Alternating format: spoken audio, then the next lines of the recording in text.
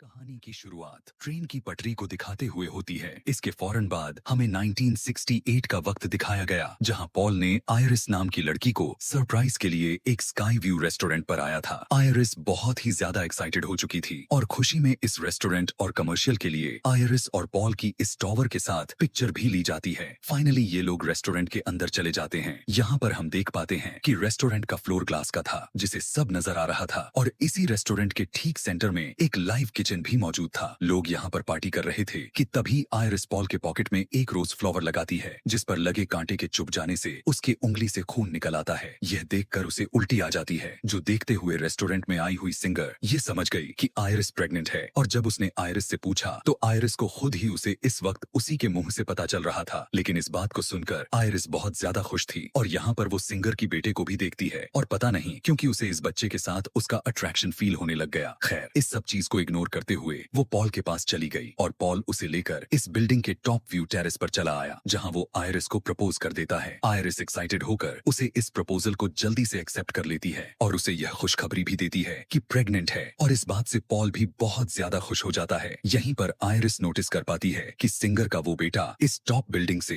एक कॉइन नीचे की तरफ फेंक देता है। कॉइन को हमें दिखाया गया कि जमीन पर गिरने की बजाय एसी के आउटडोर से वैक्यूम प्रेशर से उसके अंदर चला गया, जबकि ये सब लोग पार्टी करने के लिए आ गए। जब ये सभी लोग मजे से डांस करते हुए झूम रहे थे, तब दिखाया जाता है कि रेस्टोरेंट का फ्लोर हिलने लग गया था। इधर कॉइन भी फैन से निकलकर एसी के डक्ट के अंदर घूमने लग गया और रेस्टोरेंट के अंदर शीशा वाला फ्लोर अचानक से टूट गया। सभी लोग नीचे गिर गए। पॉल ने अपने आप को बचाने के लिए एक कांच का टुकड़ा पकड़ा हुआ था, जिससे उसके हाथ भी जख्मी हुए जा रहे थे, लेकिन फिर भी वो अपने आप को बचाने में नाकामयाब रह जाता है और नीचे गिरकर मारा गया। जबकि आयरिस इस टाइम पोल को पकड़कर लटकी हुई थी, इसीलिए वो बच गई और सभी के सभी मारे गए। वो कॉइन जो उसी डक्ट के अंदर उड़े जा रहा था, वो वहां से निकलकर एक दूसरी जगह चला जाता है और गैस के पाइप में लगकर लीकेज कर देता है, जिसके ऊपर लाइव किचन रेस्टोरेंट में भी आग लग जाती है, जिसकी वजह से आग में जलकर वो सिंगर भी मारी जाती है। और आयरिस अपने आप को बचाने के लिए पियानो के नीचे छुप जाती है। काम नहीं बना तो आयरिस लिफ्ट के पास आ गई, जो लिफ्ट अब पूरी तरह से फुल हो चुकी थी। इससे पहले कि लिफ्ट नीचे की तरफ जा पाती, लिफ्ट के नीचे एक आदमी आकर क्रश हो जाता है। ऐसे में लिफ्ट भी खराब हो जाती है और लिफ्ट में सवार हुए सभी लोग भी अपने जान से हाथ धो बैठते हैं, मारे जाते हैं। वो वापस ऊपर रेस्टोरेंट की तरफ गई तो रेस्टोरेंट का आधा हिस्सा भी टूटकर एक तरफ लटक गया, जिसके अंदर जाकर लोग अपनी जानें बचाने की कोशिश कर रहे थे। यहाँ बस एक पियानो ही था जो इस पूरे हिस्से का बैलेंस बनाकर रखा हुआ था। वो कॉइन जो इधर डक्ट्स में घूमे जा रहा था, वो आकर इस पियानो के ऊपर गिरा और बैलेंस बिगड़ गया और रेस्टोरेंट का ये हिस्सा भी नीचे गिर गया। उस जगह पर मौजूद लोग भी मारे गए। यहाँ पर आयरिस को उसी सिंगर का एक बेटा दिखता है, जिसने उसे पकड़ लिया। वो उसे बचाकर यहाँ से निकलना चाहती थी, लेकिन उसकी नीचे की भी जमीन टूट गई। अपने आप को बचाने के लिए उसने रिंग को दो सरियों के बीच में फंसा लिया, लेकिन रिंग की वजह से उसका हाथ कटकर छिल गया। रिंग उतर गई और बच्चे के साथ आयरिस भी नीचे गिरकर मारे गए कि तभी उसी वक्त एक लड़की ने एकदम से चौंक कर चिंख मारी और हमें पता चला कि ये सब हमने अभी अभी जो देखा था वो एक स्टेफनी नाम की लड़की के हेल्यूसिनेशंस थे। वो अभी इस टाइम अपने क्लासरूम में बैठी हुई थी। उसकी इस तरह से चिल्लाने की वजह से उसकी क्लास खराब हो जाती है। उसकी प्रोफेसर ने जब इस बारे में पूछा, तब स्टेफनी ने बताया कि मुझे ऐसे हेल्यूसिनेशंस और डरा देने वाली विजन्स आते रहते हैं। रात भी वो यही डरावनी सपना देखकर चीख मारते हुए उठ बैठी और तब उसकी रूममेट ने उसे बताया कि तुम्हें इस बारे में अपनी फैमिली से बात करनी चाहिए। वो अपने घर आकर अपने डैड से मिली, अपने अच्छे भाई से मिली, जिसके साथ उसकी बहुत अच्छी बॉन्डिंग चल रही थी, और वो दोनों मिलकर अपने अंकल के घर चले गए, जो उनके मॉम के भाई थे। अपने कजन के साथ इन दोनों की बहुत अटैचमेंट थी। सभी लोग यहाँ पर एंजॉय कर रहे थे कि तभी यहाँ स्टेफनी अपने अंकल से अपने ग्रैंड माँ आयरिस के बारे में पूछती है। यानी आयरिस जिसे हमने स्टेफनी के विजन में देख रखा था, वो उसी की ग्रैंड मॉम थी। उसके अंकल अपने मॉम का ही नाम सुनकर स्टेफनी पर गुस्सा हो जाते हैं और उसे कहने लगते हैं कि तुम्हारी ग्रैंड माँ हमारे लिए मर चुकी हैं, वो पागल हो चुकी है, हमें छोड़कर वो एक आइलैंड पर जाकर रहने लग गई थी, जिसके बाद से वो हमसे कभी मिलने नहीं आई। इसी वजह से तुम्हारी मॉम की भी दिमागी हालात खराब हो गई और वो भी हमें छोड़कर चली गई।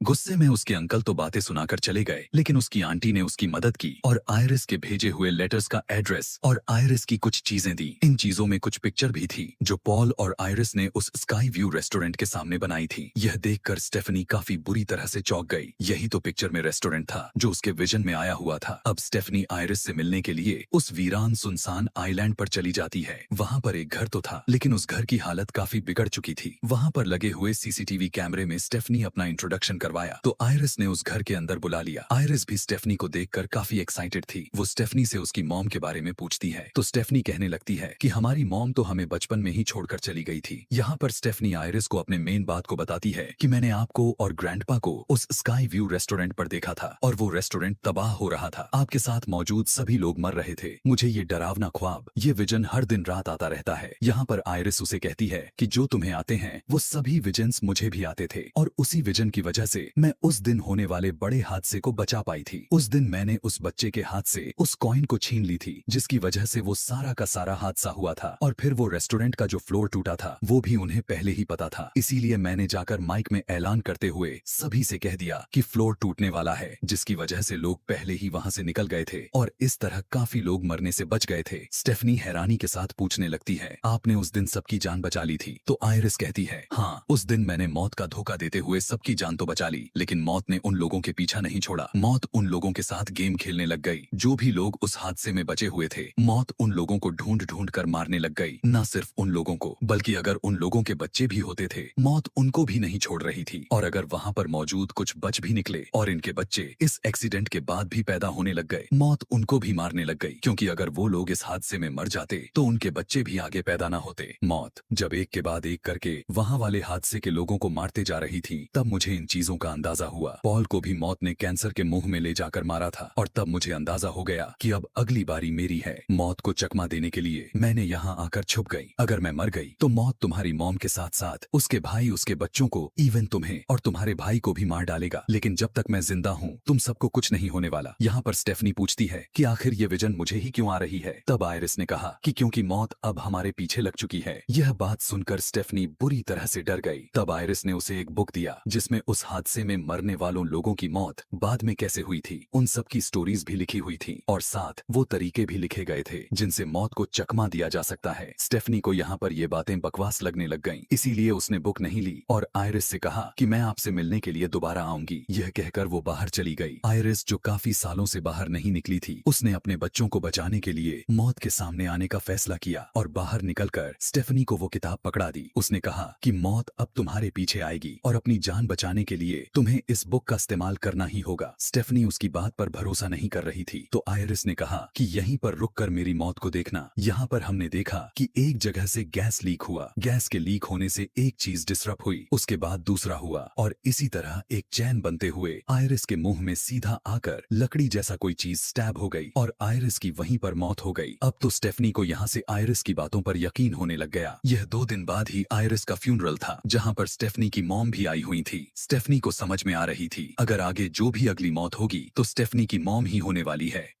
अपनी मॉम की जान बचाने के लिए वो आयरिस की बुक पढ़ने लग गई जिसमें आयरिस ने वो कॉइन भी छुपा कर रखा हुआ था जिसकी वजह से उनसे उस दिन होने वाले हादसे को बचाया था। सारी बात समझते हुए स्टेफनी फौरन अपने फैमिली को कॉल लगाती है ताकि वो उन्हें अलर्ट कर सके, लेकिन यहाँ पर कोई भी उसकी कॉल को रिसीव नहीं कर रहा था। यहाँ दिखाया जाता है कि स्टेफनी की पूरी फैमिली मजे से पार्टी कर रही थी। उसी पार्टी में दिखाया जाता है कि मौत अपना खेल खेलने लग गई है। यहाँ पर एक गिलास जैसे ही गिरा उस कांच का टुकड़ा जाकर बर्फ में गिर गया। यहीं से सभी बर्फ को ले रहे थे। ये बर्फ का टुकड़ा स्टेफनी के अंकल के गिलास में चला गया और उन्होंने ग्लास जाकर साइड पर रख दिया और यहाँ पर सारी चीजें भी थोड़ा थोड़ा करके अपनी जगह चेंज करती रहीं। देखने से ऐसा लग रहा था कि जैसे ये सब कुछ किसी प्लान के तहत हो रहा हो। स्टेफनी के अंकल के हाथ से वो गिलास गिर जाता है और कांच का टुकड़ा उनके पैर में घुस जाता है। दर्द की वजह से वो वहीं पर गिर पड़ते हैं। उनके गिरने से यहाँ वो जमीन में जो वाइब्रेशन पैदा हुआ उससे एक औजार ग्रास काटने वाले मशीन पर गिर जाता है और मशीन स्टार्ट हो जाती है और देखते ही देखते वो मशीन स्टेफनी के अंकल के मुंह के ऊपर चढ़कर उसका पूरा मुंह क्रश करते हुए उसे मार देती है। उसकी इस भयानक मौत से सभी लोग डर कर बौखला जाते हैं। स्टेफनी बहुत ज्यादा डर चुकी थी और वो अब पूरी फैमिली को समझाती है कि किस तरह मौत उनके पीछे पड़ चुकी है। उसने बताया कि आयरिस के उस दिन टॉवर पर चढ़ जाने के बाद मौत ने उस सभी लोगों को अपना निशाना बनाना शुरू कर दिया था जो लोग उस टॉवर में बच गए थे। मौत ने उनको और उनके फैमिली को बिल्कुल खत्म कर दिया और बस अब उनकी फैमिली के साथ एक और लड़के की फैमिली जिंदा थी। स्टेफनी उन्हें समझाती है कि देखिए, पहले आयरिस मरी, फिर उनके सबसे बड़े बेटे, इस तरह अंकल के अब मर जाने के बाद अब बारी है उनके ही बेटे की, और यहाँ पर जब मेरी मॉम मरेगी तो उसके बाद मेरी मरने की बारी आ जाएगी। यहाँ पर मौजूद किसी को भी स्टेफनी के बातों पर यकीन नहीं हो रहा था। इवन उसके अंकल के बच्चे के साथ उसके कजन्स भी उससे नाराज हो गए कि स्टेफनी उसके डैड के मौत का मजाक बना रही है। यहाँ पर एक ही इंसान थे जिसे स्टेफनी पर यकीन हो रहा था, और वो कोई और नहीं बल्कि स्टेफनी की मॉम। लेकिन स्टेफनी अपनी मॉम के साथ अच्छे से बात नहीं कर रही थी। यहाँ पर अब हमें अंकल के बड़े बेटे, जो अपने पियर्सिंग शॉप पर दिखाया गया, अपना काम खत्म करने के बाद अपने शॉप को बंद करता है और अपने डैड के याद में अपने हाथ पर डैड का टैटू बनाता है। इस टाइम उसने अपने नाक के एक रिंग पहनी हुई थी। यहाँ पर उसके नोज के पियर्सिंग पर फोकस करते हैं और एकदम से ऊपर लगा हुआ एक फैन चालू हो जाता है, जिसके साथ एक मैग्नेटिक चैन थी जो आकर उसके नोज के पियर्सिंग में फंस जाती है। फैन के चलते ही वो चैन भी घूम गया और वो लड़का भी लटक कर घूमने लग गया। नीचे बहुत सारा कैरोसिन गिर चुका था जो उसी के लाइटर से आग लग जाती है। वो अपने आप को उस चैन से तो छुड़वा लेता है, लेकिन नीचे आग में गिर जाता है। हम देख पाते हैं शॉप में भी आग काफी तेजी से बढ़ चुकी थी। जैसे ही स्टेफनी को यह बात मालूम होती है कि उसके शॉप में आग लगी थी, इसीलिए सुबह होते ही वो उसके शॉप में जाने का डिसाइड करते हैं, लेकिन वो तो इनके कार के सामने ही आते ही इन्हें रोक देता है। हैरानी की बात तो यह था कि उसके बाजू के अलावा उसे कहीं पर भी चोट नहीं लगी थी। अभी वे सभी यही सब बात कर ही रहे होते हैं कि तभी तेजी से एक ट्रक आ जाती है, लेकिन वहाँ पर भी वो बाल बाल बच जाता है। यह देखकर वो स्टेफनी से कहने लगता है कि देखा, मैंने कहा था ना कि मुझे कुछ नहीं होगा। यहाँ पर स्टेफनी को उसकी बातें बिल्कुल बकवास लग रही थी। उसकी बातों पर ध्यान देने के बजाय वो सीधा रोड के चीजों पर ध्यान देने लग जाती है कि क्या ये चीज उस नुकसान पहुंचा सकती भी है या नहीं। यहीं से एक कचरे की गाड़ी जब गुजरती है तब स्टेफनी उससे दूर रहने के लिए कहती है, लेकिन वो तो जाकर उससे चिपकने लग जाता है और सच में पता नहीं क्यों उसे कुछ होता भी नहीं। अब लड़का स्टेफनी से कहने लग जाता है कि देखा, मैंने कहा था कि तुम कुछ ज्यादा ही सोचे जा रही हो। उस लड़के की दूसरी बहन भी अपने वॉक के लिए निकल जाती है कि तभी एक बॉल आकर उसके सर पर लगा जो सीधा गार्बेज बास्केट के अंदर गिर जाती है और गाड़ी वाले उसे जल्दी से गाड़ी के अंदर डाल देते हैं। यह सब कुछ होते हुए उन तीनों ने भी देखा था। जल्दी से जाकर वो तीनों उस गाड़ी को रोकने की काफी कोशिश करते हैं। स्टेफनी भी अपनी जान की परवाह किए बिना ही उस गाड़ी के ऊपर चढ़ जाती है, लेकिन देखने को मिला कि अंदर तो गार्बेज क्रश हुए जा रहा था और इसी मशीन के अंदर उस लड़की की भी उसके शरीर के टुकड़े टुकड़े हो गए। देखते हैं कि स्टेफनी के हाथ में बस उस लड़की का हाथ ही रह गया था और वो बहुत ही दर्दनाक तरीके से मर गई।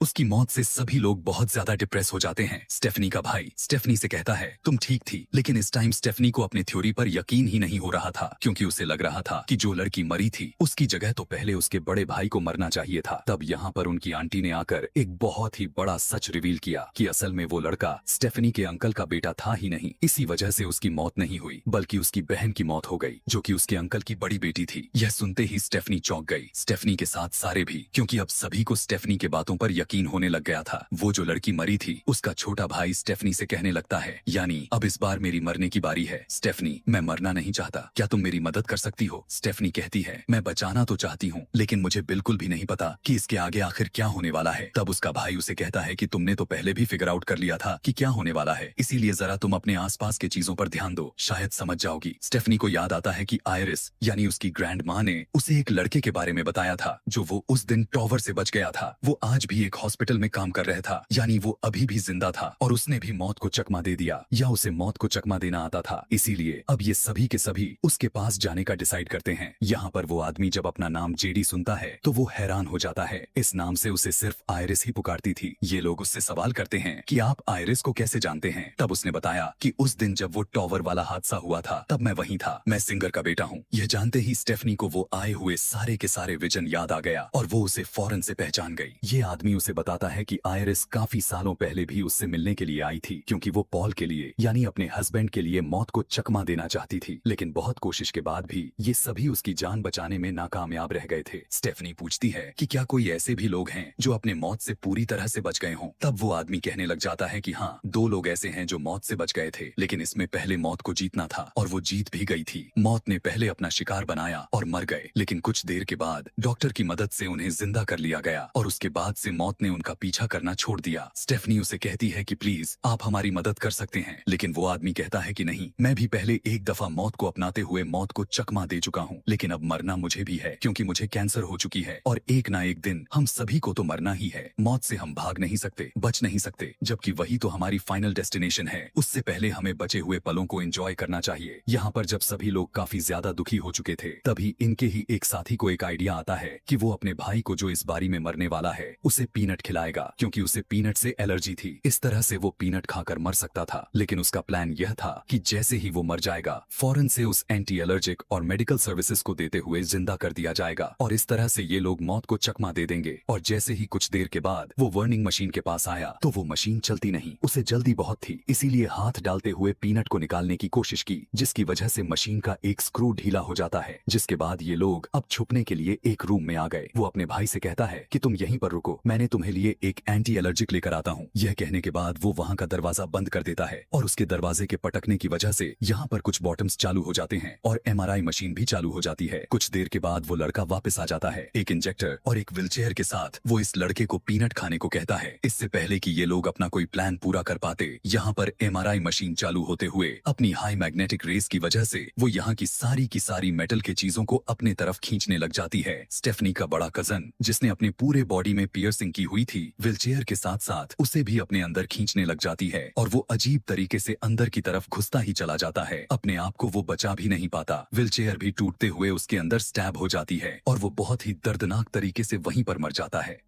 उसका छोटा भाई, जिसने पीनट चॉकलेट खा ली थी, अब उसे भी बहुत ज्यादा तकलीफ होने लग गए थे। अपने आप को बचाने के लिए अपने पास में ही मौजूद इंजेक्शन को ही अपने अंदर इंजेक्ट कर लिया, जिससे वो बेहतर तो हो गया, लेकिन वेंडिंग मशीन से वो बड़ी सी स्प्रिंग बाहर निकल आया जिसे इन्होंने खोला हुआ था। एक दीवार से दूसरे दीवार पर टकराते हुए सीधा उस लड़के को लगा जो अभी अभी मौत को चकमा देने के लिए चॉकलेट खाकर अपने आप को एंटी एलर्जिक को लगाया हुआ था, और इस तरह उसकी भी मौत हो जाती है। यानी मौत ने उसे भी नहीं छोड़ा। इन दोनों के मरने की वजह से सभी लोग बहुत ही ज्यादा दुखी हो जाते हैं। स्टेफनी अपनी मॉम से कहती है, अब आपकी बारी है। आयरिस, यानी आपकी मॉम जिस घर में रहती थी, मुझे लगता है कि आपको उसी घर में रहना चाहिए, क्योंकि उस घर में रहकर वो भी काफी कुछ अरसे तक जिंदा रही थी। अपनी बेटी की बात सुनते हुए ही वो तैयार हो जाती है। तभी हम देख पाते हैं जो स्टेफनी के हाथ जो बुक थी उसमें से वो कॉइन निकलकर नीचे गिर जाता है, जिसे एक ओल्ड लेडी उठाकर अपने पर्स में डाल लेती है। खैर, स्टेफनी तेजी के साथ अपने ग्रैंड मॉम के घर निकल जाती है और अपनी मॉम को उस घर के अंदर जाने को कहती है। उसकी मॉम अपने दोनों बच्चों को लिए काफी परेशान हो चुकी थी, तो स्टेफनी ने कहा